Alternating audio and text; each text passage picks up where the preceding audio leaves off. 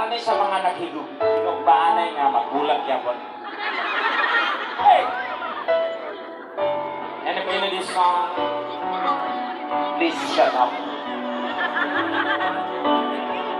Yeah.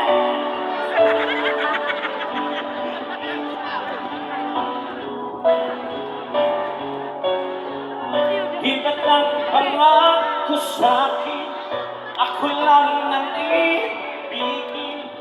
Ngunit bakit ngayon hindi mo man lang mapansin?